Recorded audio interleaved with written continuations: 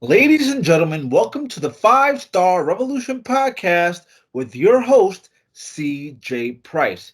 Thanks again for joining us here on season 2 of the Five Star Revolution podcast. Go over to Facebook right now, like and share our Facebook page, and subscribe to our YouTube channel, Five Star Revolution Podcast, right now. Tonight, we have a very special guest. His name is Cowboy Tough Johnny Duff. How you doing tonight? Thank you for having me on, man. I'm doing pretty good. How are you? I'm doing good, man. Thanks again for joining us here tonight on the Five Star Revolution podcast. Hey, no problem, man. Thanks for having me. I'm excited to get to talk about some wrestling and stuff. I don't really get to chat with a whole lot of people about it, so So let's get right into it then. sounds good, man. This is an icebreaker here. Were you a fan of wrestling growing up? And if so, who are some of your favorites? So my dad showed me my first episode of Monday Night Raw when I was probably about 5, and it was the infamous Shelton Benjamin Shawn Michaels match when Shelton did the springboard and Shawn caught him with the super kick. That was the first thing that I saw in wrestling, and I was hooked from the jump right there. I started wrestling with a stuffed animal on the trampoline and with my buddies that would come over and stay. So when I finally got the chance to start training, it was really big for me.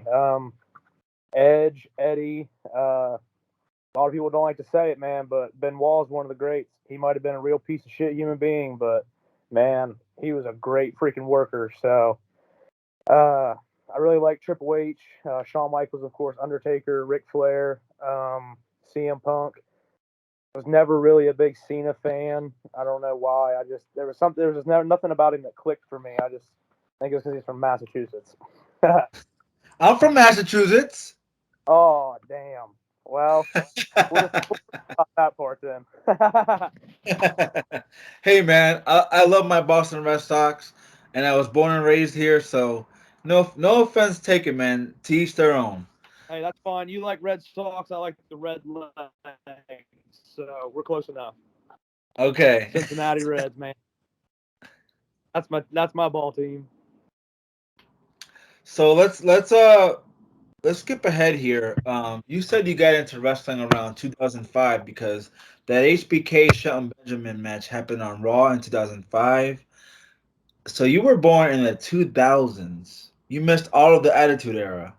Well, then I guess I would have been about 7 then, but I still missed the Attitude Era, yeah, because I was born in '98, so I didn't really get. Okay. Yeah, I missed all of that. I caught up to that stuff way later.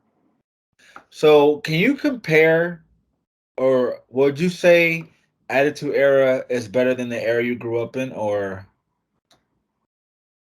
Oh man, that's a hard one because I grew up more so in the TNA Asylum era of wrestling. I didn't really watch WWE a whole lot because when I know it's probably 10 or so, they started doing all that drama and talking way more. The matches were getting cut back, and Impact was being, or TNA at the time was all about being the matches. So I feel like the Attitude Era and the early years of TNA wrestling were really similar, just without so much of the I don't know. I would say the cheap pops of the like really offensive jokes that they knew were going to get a reaction. They did some stuff like that, but they tried to dial it back a little bit because they knew they didn't really need to do all of that. But I think the Attitude Era was a really good period of time in wrestling. The talent that they had was insane. I totally agree, man. I totally agree. I fortunately was alive during the Attitude Era, and I lived it. I attended pay-per-views and all that. Great freaking time to be a fan, man, for sure.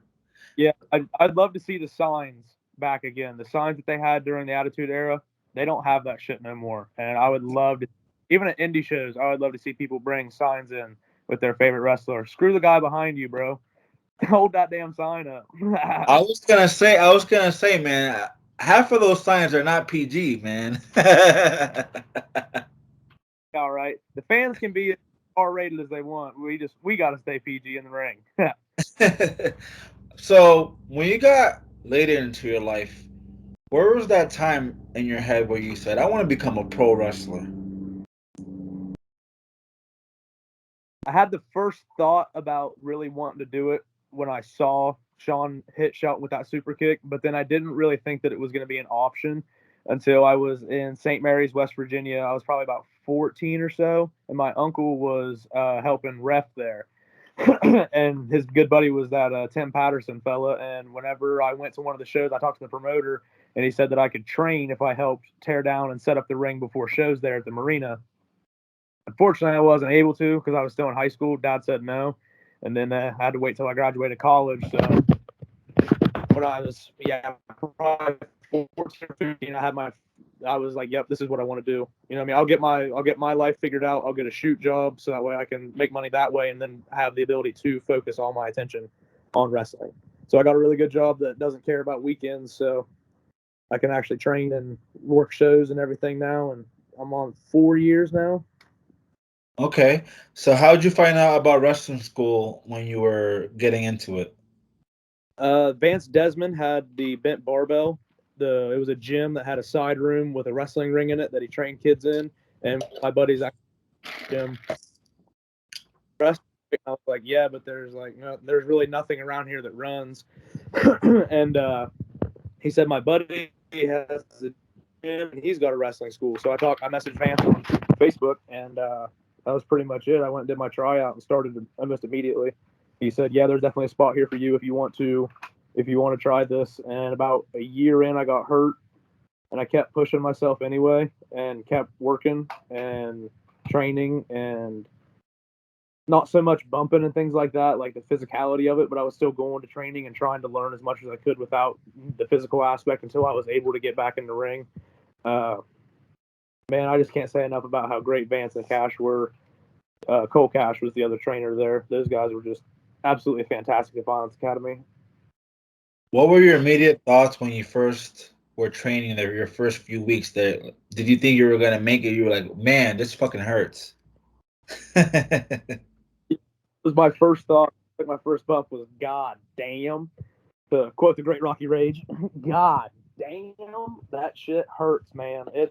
And it doesn't ever lighten up. You just get used to it. You know what I mean? Like when you take the bumps after a certain amount of time, you don't feel it when it happens. But then like 2 or 3 days later, you'll just be chilling there and be like, damn, my back hurts, bro. What the hell?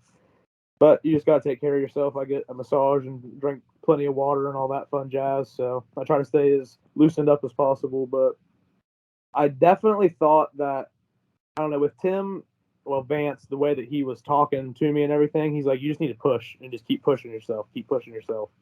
So he definitely made me believe in myself to where I thought this could be a possibility for me.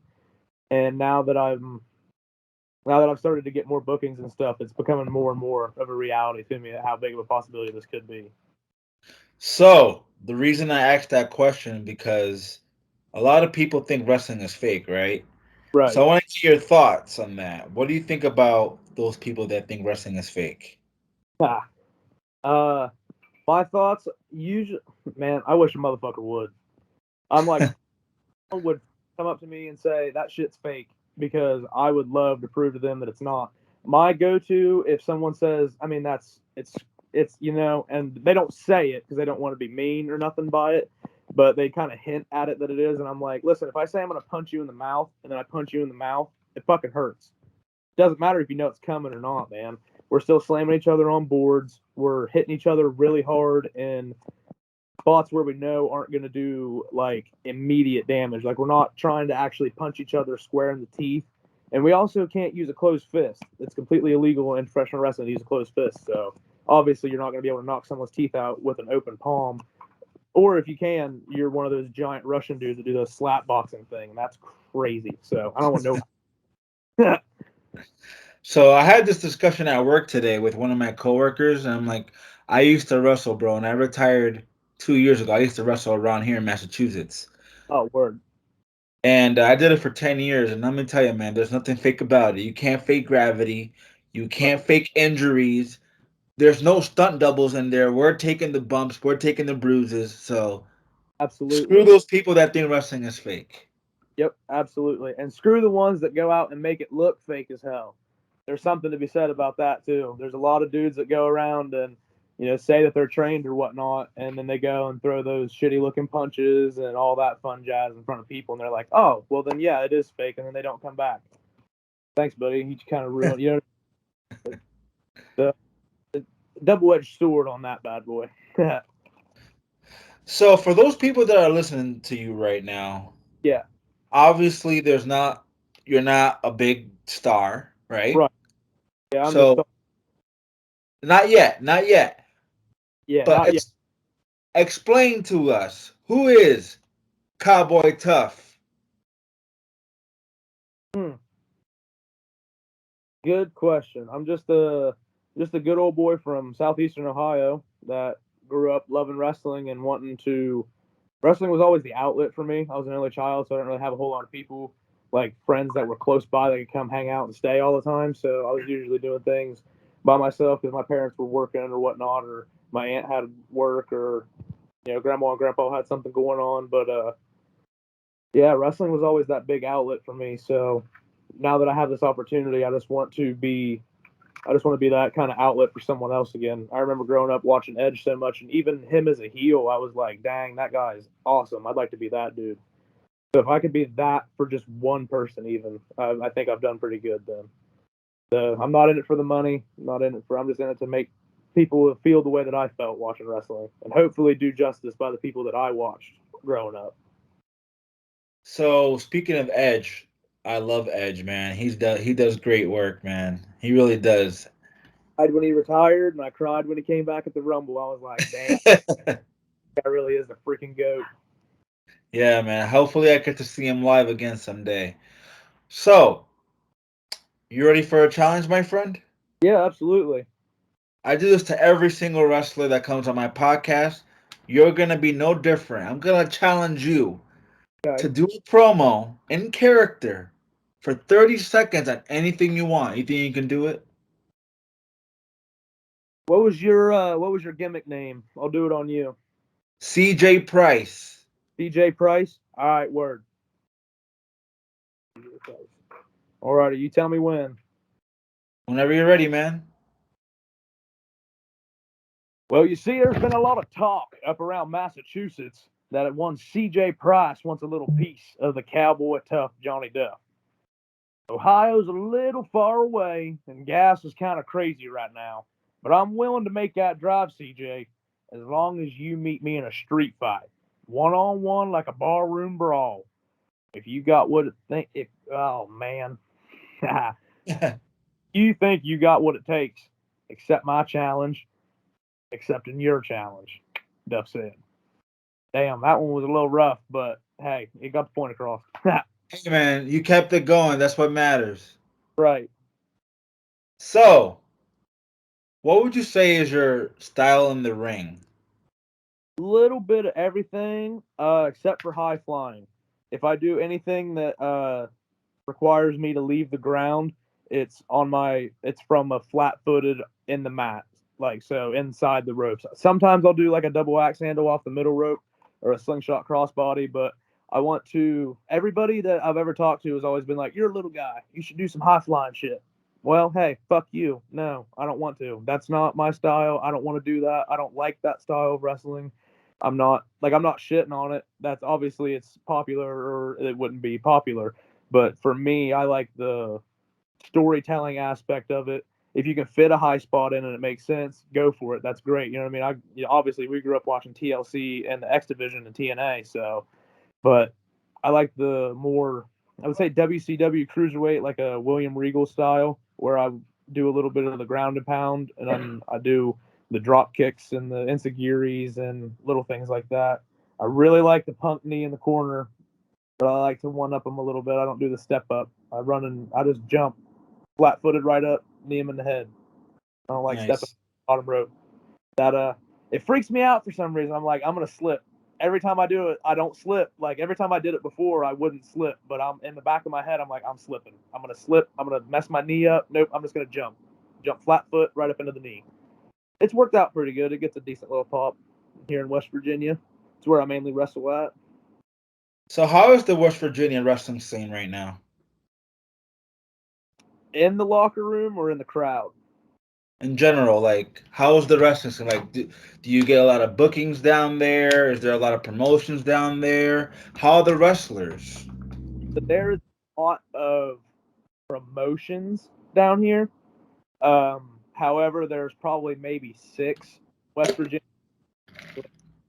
and that are good quality talent. Unfortunately, though, a lot of our quality talent has to go to those other shows that aren't really shows. You know what I mean? And have to work for little pay. And the scene's very saturated. During COVID, there was a lot of free shows going around. A lot of people doing, parking lots and things like that for free admission, and it kind of burnt some people out. And then also people not knowing which shows are the good ones to go to and whatnot. But there's a really good fan base getting built down in Bluefield, West Virginia, which is right, pretty close to Virginia. They got a pretty good fan base going down there. That's Premier Wrestling League, and then the one that I say is the top company in West Virginia, which is All Star Wrestling, Gary Dameron's promotion, which is sponsored by Stephen P. News Law Firm. We run in Madison, West Virginia. We've done some shows in Beckley as well. Beckley, Okay. Beckley, Raleigh County Armory, where they used to do Smoky Mountain, and our first time there with mainly all ASW guys. We had Jerry Lawler as our name, as well as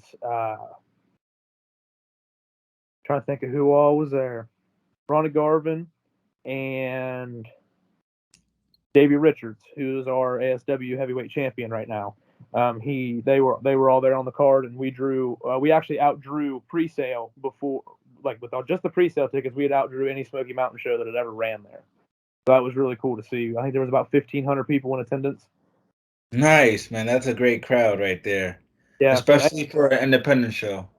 yeah, ASW is definitely the pinnacle. They got 400 usually down in Madison, West Virginia, little town outside of about an hour outside of Charleston.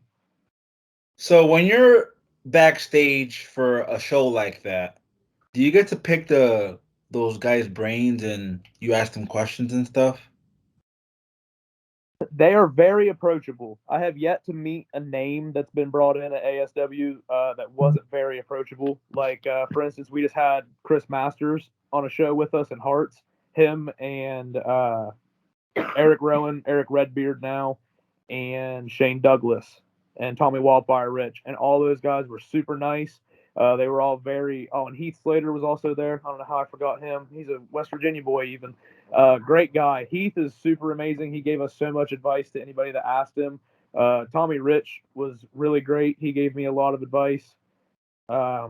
James Storm has been there before, and he helped out a lot. These guys want to help people that want to learn. You know what I mean? They're not just going to come up to you and give you the advice that they've worked their whole life to get. But if you come up and ask the right questions and show respect and show that you want to do this 100%, they'll help you. They'll for sure help you. If they're busy, even be. So what's going through your head before a match, before you step through that curtain? What's going through your head? Holy fuck! I'm working on a show with. Like, it's just blowing my mind that I went from sitting cross-legged on my floor, watching these dudes on TV. To, like I said, Shelton and Sean, that match on the same show was Carlito and Chris Masters as a freaking tag team. And now I get to work on the same show that Chris Masters is main eventing. Fucking wild. That's kind of going through the back of my head all while I'm trying to remember what my job is in the match, what the story that we're trying to get across is, where I need to remember to protect at all times. The reason I asked you that question is because when I used to wrestle before a match, I had to go pee every single time, man.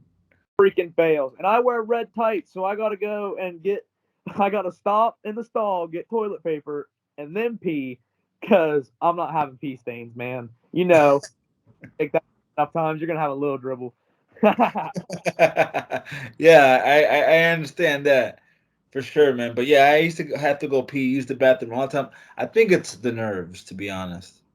Honestly, same. I think it is. It's just a little bit of the butterflies getting to you, because, on the surface, you feel like you're all cool and collected and ready to rock and roll because you're in gimmick and everything. You're ready to go out there and just either make those people hate you or make them love you. And then you're like, damn, but I gotta piss. Yep, yep. And I was told that if you're not nervous, you shouldn't be doing it. Exactly. Exactly. And it's So not really the nervous of going out in front of people. It's the nervous of who who's been where I want to be that's watching me right now. You know what I mean? Like who am I trying to show up for? You obviously always want to entertain the fans always. So you're always worried, are they going to be into what I have in store for them tonight? And if not, do I have the ability to switch it up on the fly in the ring and make them like it? Or am I going to put on a match that they're not going to like and I'm going to be really disappointed that I left them dissatisfied with my match? Because then I'll be even more dissatisfied with my match, even though I'm one of those people that, regardless of how good of a match I have, I'm always like, there's that one thing. I'm like, you fucking idiot. What the hell did you do? I absolutely agree, man. I couldn't say it better myself. So, what's in store for you, man? What can we expect out of you in the next 3 years? The next 3 years? Um, Honestly, man, I don't know. I've This year has been huge for me. I've gotten a lot of bookings so far this year. I think I've already worked 12 matches so far this year in two different states. So that was pretty cool already starting off. I mean, this is only what the beginning of March. So hell, we're doing already pretty good so far. If I can keep this rate up right now, I'll have at least two shows every weekend, which is good. If not, I'll at least have one. ASW is my main place now. Gary has big plans for me. Um, we have another show in Beckley coming up in August, I think it is. Sebastian Beckley 2. We also have a show coming up in Madison. It's our big anniversary show. 16 years, I believe, ASW has been going on there in West Virginia. So he's having a big show. Double J, Jeff Jarrett is the big name that'll be there. Matt Cardona will also be there, and Kurt Hawkins. I can never remember his real name. I don't know why. Kurt Hawkins is Brian Majors. Brian Uh, Myers. yeah, because it's AEW or ASW's major anniversary. What they're calling. So pretty cool. That's gonna be my next. I think that's the next show that I have. That's in April. That's gonna be a six-man tag with a big. It's one of the like mainstays for West Virginia wrestling. It's Shane Storm. I don't know if you've heard of him or not. He's a really Yeah. big name legend. He's done everything that anybody would want to do except for sign. You know what I mean? A big contract. I think it's one thing that's escaped him his career, but he's been a great help as well. One of the most amazing vets in the locker room. He's always willing to help out no matter what. I He was on the St. Mary shows that I went to as a kid watching, so being able to share a locker room with him is also very surreal. So getting to work a match with him now is very cool. The Mid Atlantic Outlaws, tongue twister. Say that four times fast. They're going to be my tag team partners in that. It'll be Shane Storm, Noah Ray, and Seth Martin. All three really good workers. And then the Mid Atlantic Outlaws, who have worked all up and down this coast and all over the country. I think they have traveled the world too. They're a pretty good tag team as well. They're vets in the locker room. So, a couple more questions for you, Mr. Johnny Duff. Yeah, no problem, man. Got my When full it's attention. all said and done, when you're done wrestling in action, what do you want to do? Do you want to stay in the business? And if so, how? Hmm. I think I'd want to train people. I'd want to be a trainer. I'd want to sit back and just start a school and just train people that want to learn. And if there's nobody that wants to learn, fuck them. I won't enjoy myself with my crippled old ass at that point. My favorite thing is that's what I do for fun. I cripple myself for other people's entertainment. Yes, yes, man, yes. I wake, believe it or not, I'm sure you can believe it because you're a wrestler. I Right. wake up sore every fucking day. Yep. And it's been 2 years since I wrestled, bro. Yeah. It takes a while to get recovered. Well, look at Punk. He said he didn't start feeling better until about year 5 or year 4. So, but they also have a way crazier schedule than we do. That Yes, absolutely, yes. and But that's a big thing for me, man. I don't think I would ever want to work for the Fed. Not that I would ever have a chance of working there. A, I'm not tall enough or big enough, and Vince is a dickhead. So, that was the next question. What's your ultimate goal? What do you want to get out of this business? My ultimate goal is to just do as much as I can to help the business, whether that's get signed with AEW or not. If I get to travel over the United States and wrestle in each state or whatever on the independent level, great. MLW or Impact, even. I've worked a lot of shows with Ace Austin and have been able to pick his brain, as well as Gallows and Scott D'Amore during a seminar at ASW. Ace came into PWL down there in Bluefield. Uh, those guys gave me really good feedback. They said that the independent scene is 100% an option for me, and it just depends on how much I want it if TV is an option. So I'll take that as I need to bust my ass, keep getting a little bit bigger. 205, 210 is my goal weight. I'm at 185, 190 right now. So just keep building up from that. But if this is all the farther I make it with ASW and getting to work at least one show every weekend and getting to entertain people, then fuck it. That's good enough for me. Well, sounds like you're blessed right. Sounds like you're blessed in the business already, man. You're getting a lot of bookings. You're sharing the ring and the locker room with big superstars that we know. So Yeah, keep going, man. You're on the right track. I'm just absolutely blessed. I can't thank Gary Dameron enough for all that he's done for me at ASW, giving me the opportunity to meet all these crazy names of Hall of Famers, legends, former the guys that we watched on TV and everything. So it's pretty cool. The only thing that I would complain about is not having the Violence Academy anymore right here close to me in Parkersburg. It was such a great place to go and try stuff and have great tutelage from two guys that have been places. Like Vance was on Impact in the Asylum years, so getting to learn from that guy was pretty cool. And he still helps me with a lot of stuff. So I can't thank all the people. I know I'm gonna forget people if ever I get to be in a Hall of Fame or anything like that, or they ever are like, hey, who do you have to thank or anything like that, I'm gonna forget somebody and be a dickhead. But people that have helped thought they helped me and didn't help me, but did help me just because they were a fucking idiot. But for the most part, everybody that I've met, it's been just an honor to be able to meet and learn from them because, like I said, they've been where I want to be. So You sound like a very humbling dude, my friend. So where can our listeners find you on social media? social media on, well, man, Twitter, I'm never on that, but Johnny Duff 10 on Twitter, Johnny Duff on the Facebook. That's where you can find all my updates on when my bookings are, where they're at. I post clips sometimes of highlights from matches. I get a lot of cool pictures from my buddy's girlfriend, Jalen, and then another one of our friends' girlfriends, Rachel. They do great photography. They get a lot of good in match photos, so that's cool. Um, and then I got TikTok too. I think that's also Johnny Duff 10. Post a lot, usually highlight videos and stuff like that on there. And then Well, there you go. and that's where I'm at most of the time. Well, there you go, folks. Go follow my friend Cowboy Tough Johnny Duff on all those social media platforms. Go watch him in West Virginia area for his matches, and don't forget to follow us on Facebook, Five Star Revolution Podcast, and subscribe to our YouTube channel right now. Mr. Johnny Duff, we wish you the best of luck in your career, and we thank you once again for joining us here tonight. Hey, thank you, man. Great opportunity. We'll catch you later. Thank you. Take care, man. You too.